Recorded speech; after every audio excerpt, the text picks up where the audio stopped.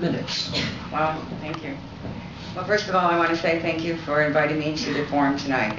And before I begin my opening statements, I'd like to just briefly clear the air. I know there have been a lot of rumors running around, and I just want everyone to know that I just finished a press conference with the media to address those rumors. Tonight I'm here to talk about Broome County and the problems and the opportunities that I feel lie ahead.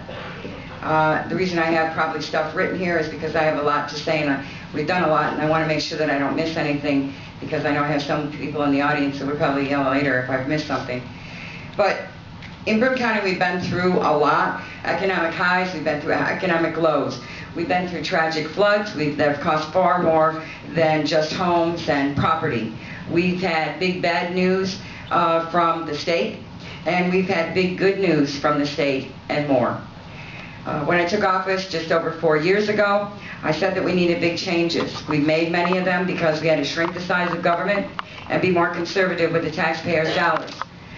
We saved $7 million by cracking down on welfare fraud with people who are trying to cheat the system. And I want to tell you that without those savings, property owners could have seen an across-the-board tax increase of 4%. We opened up county government to make it more accountable to the people through weekly open office hours with more than 600 visitors that have come in to share their thoughts, their ideas, their concerns. And we've also set up special appointments with people if the time was not good for their schedule. We've pushed on a renewed effort to clean up years' worth of bad debt at Willow Point, and I'm very passionate about Willow Point. And we stopped the financial bleeding that plagued this facility for many, many years. And as a matter of fact, I'm very proud to say that for way over 20 years, Willow Point is now in the black, and we're looking at having a fund balance of $400,000, and it may not seem a lot to some people, but to me, this is huge, because we need Willow Point for our people, our seniors. After completing a route study on our transit system that hadn't been done in over 20 years, we made significant improvements to the BC transit system on the operations and the routes, and that'll save over $425,000 on a yearly basis. We have just updated another survey, and the survey is even better than our first survey. We continue to work at ways that we can improve the transit system, to be open and have more routes for our businesses. And I do want to say that we are meeting with different businesses in our corporate parks so that we can address the needs of the people that may work second and third shift, and we are doing that. We have successfully negotiated 7 out of 8 contracts with the unions, and we all know, all of us that are in business and own businesses, that wages and benefits are the single largest bill for the county and for any business. My budget over the last few years is, went from 0 to 1.77 to 2 to 1.88, and in 2017 I'm looking at a 0.77% increase. Beyond cost-saving measures and taxes, my top priority has, and it will continue to be, rebuilding our economy and maintaining and creating good jobs. And I do want to say that we have not gotten into this position overnight.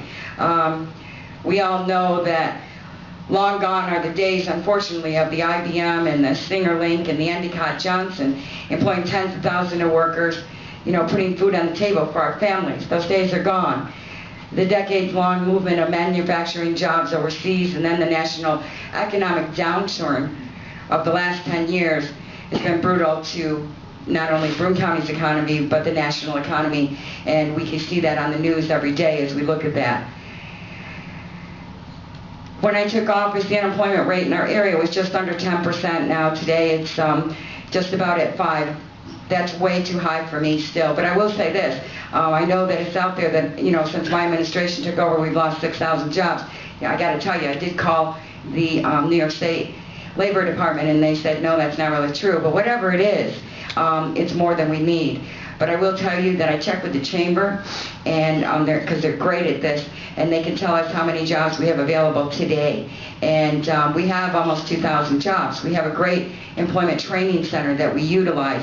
And to clear that up too, we have grants that we run a lot of our operations. And in our training center, one of the grants was taken away. I know that people think that I've gotten rid of people over there for training. I haven't. New York State took away a grant. We went to New York State. Can we add these people onto another grant? No. These were 2 administration positions, but all the training is still being done. And for all the businesses in the room, you know, you really got to look at our Employment Training Center, because we do pay for training. So we will pay for so many months to train. We all know that we won the State Economic Development Regional Council top awards for 4 years. We were one of the 3 to win the URI, which is a lot of money that will be coming into Broome County. I'm proud to say that in July we announced that Dick's Sporting Goods is citing a new warehouse in Conklin. It'll increase jobs, 450 new jobs there, 600 in modern marketing new jobs. Our list goes on, but there's still more that we can do, and we continue to do that. And we continue to work with our developers to look for more avenues that we can go on down with the agency. So we have good partners. We look at... I'm sorry, Debbie, your time's just about up. I'm sorry.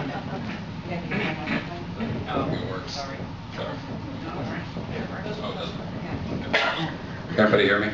Yeah, so introducing Jason Garnar. Thank you. I just want to thank the Chamber for having this event. I think it's important to come and speak at all these events.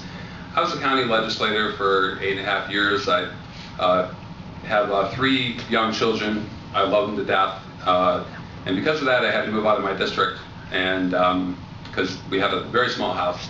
And so I left the legislature, and it was actually kind of bittersweet. I missed the meeting, missed the people, but I really love the fact that I could spend time with my children and go to basketball games and after-school events. But I kept looking at them every night, and I would tuck them in and give them a kiss, and I would say, are my children going to have the same opportunities that my wife and I had?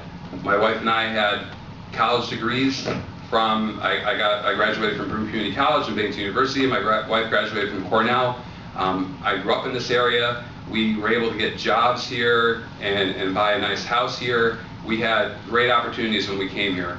And I looked at my 3 children and I said, there's no way they have the same opportunities that Amanda and I had when they came here. I don't mean to be a doom and gloom person, but we have lost thousands and thousands of jobs over the past 5 years. And we've lost thousands and thousands of jobs over the last 10, 15, 20 years. It's not one person's problem. Today, we had an announcement that yet another airline is leaving the airport. We are going to lose this airport. We had 3 airlines.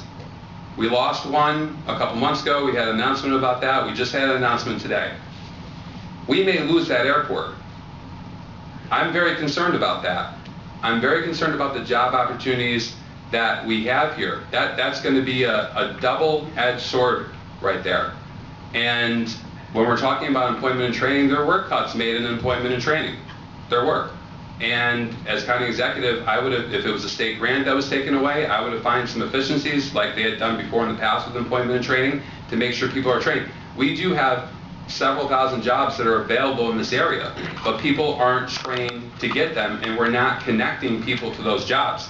I keep hearing that we had an unemployment rate from 10% to 5%. I think if you look around this community, I think people really need jobs. And we've lost thousands and thousands of them. This isn't a magical figure that I came up with. I mean, I think everybody in this room knows it.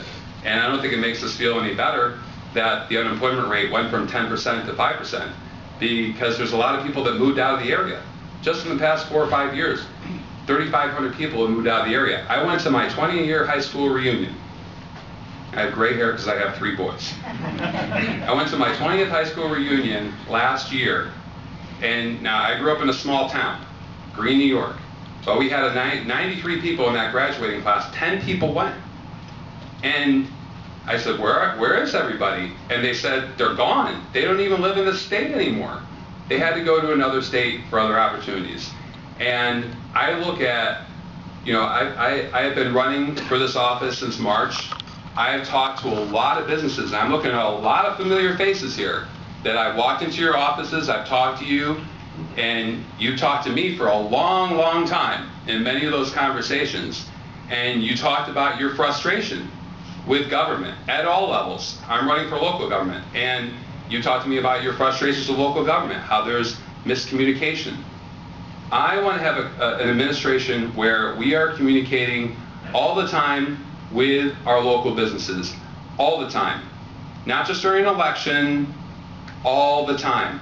I want to put together a small business task force. I actually like what Senator Fred Ashar has done in bringing stakeholders and building this from the ground up, not from the top down. Neither me or my opponent has run a business. And I'm not a business person. I haven't. I was a teacher for 15 years, and the last couple of years I worked in healthcare. But what I do is I listen to people. And that's what my pledge is. I'm not an expert in a lot of things, just like nobody else is here. We have our own little unique areas of expertise. But what my commitment is to listen to people in Broome County, listen to businesses in Broome County, and work to develop policies that are actually going to bring jobs here. Because the reality is, what has been happening over the past 4 or 5 years is not working. We need to move in a different direction. I respectfully ask for your vote on November 8th. Thank you very much. All right, you're right.